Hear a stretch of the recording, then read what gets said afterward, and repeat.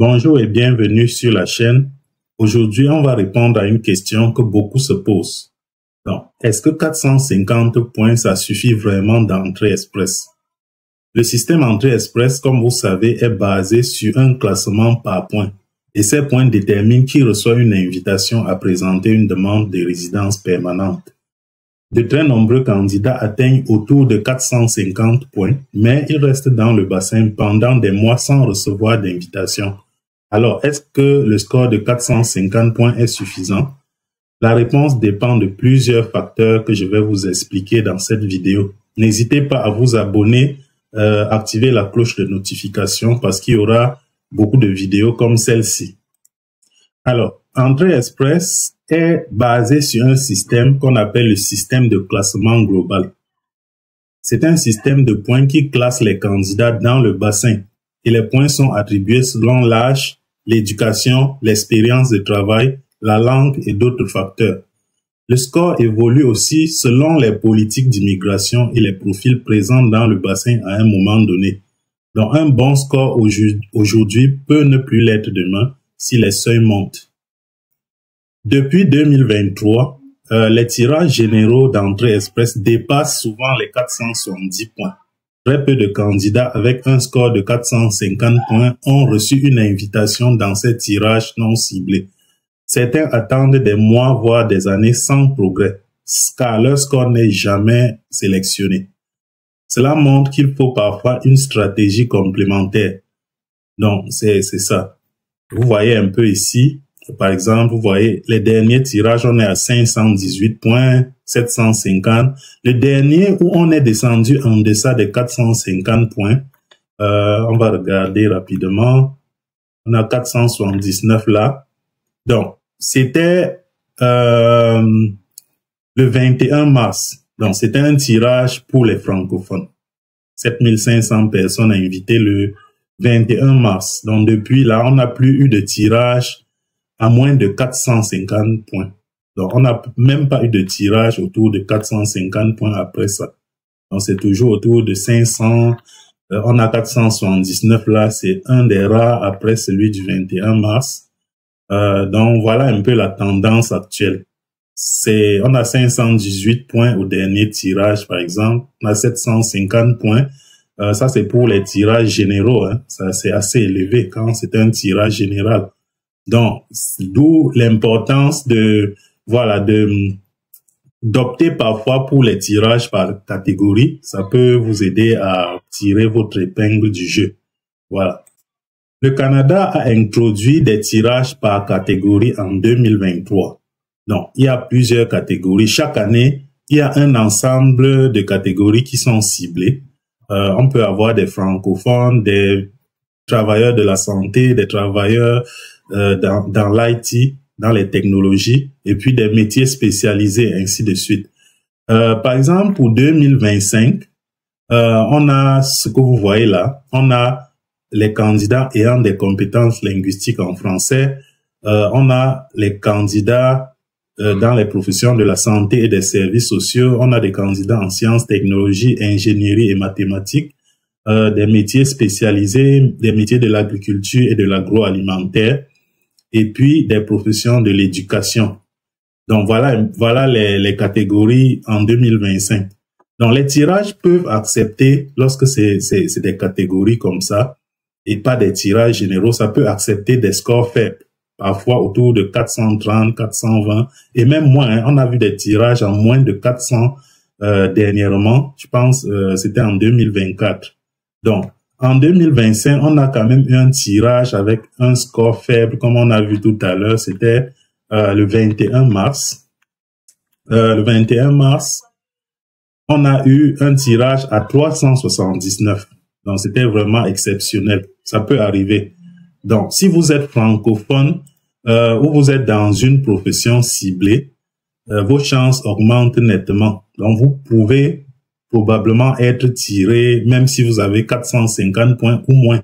Ça peut arriver. Donc, ne perdez pas espoir, mais toujours chercher à améliorer son profil. Ça, c'est très important. Cherchez toujours à améliorer son profil. Alors, qu'est-ce que vous pouvez faire avec 450 points si vous n'avez pas de nomination? Donc, si vous avez 450 points ou autour de ce score-là et vous n'avez pas de nomination, vous n'avez pas d'invitation à présenter une demande, je vous suggère 3 choses. La première option, repassez votre test de langue pour améliorer votre score ou passez le test dans votre deuxième langue officielle si vous avez des compétences dans la deuxième langue officielle. Donc, si vous êtes francophone, passez un test d'anglais et renforcez votre niveau de français. Donc, prouvez que vous avez un niveau élevé en français aussi. Et puis, deuxième option, si vous êtes au Canada et que vous avez une offre d'emploi valide qui répond aux critères actuels de IRCC pour avoir les points, cherchez à prouver cette offre d'emploi-là. Et puis, troisième option, l'option la plus efficace, c'est aller chercher une nomination provinciale.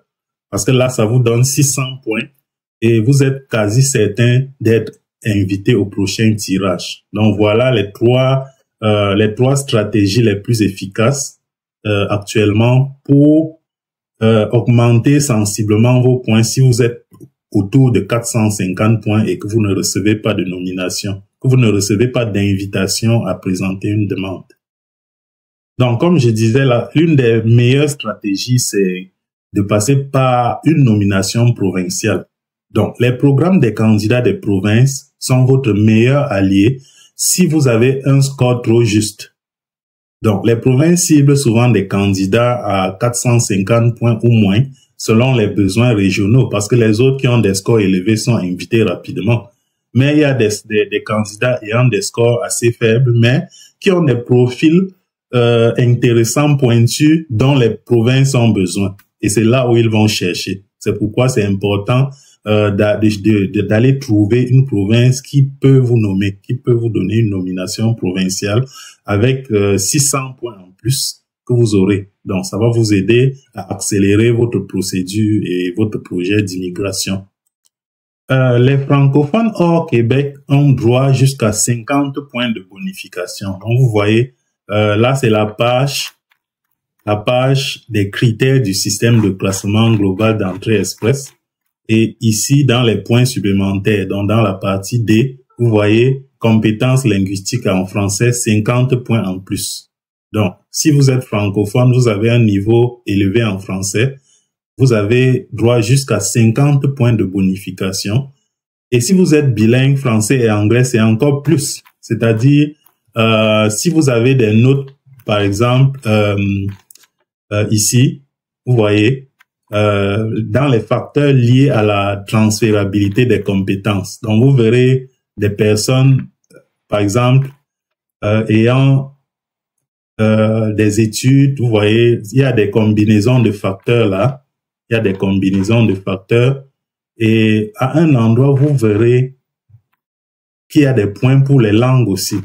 Donc, vous avez par exemple un niveau 7 dans la première langue officielle, ça vous donne un certain nombre de points ici.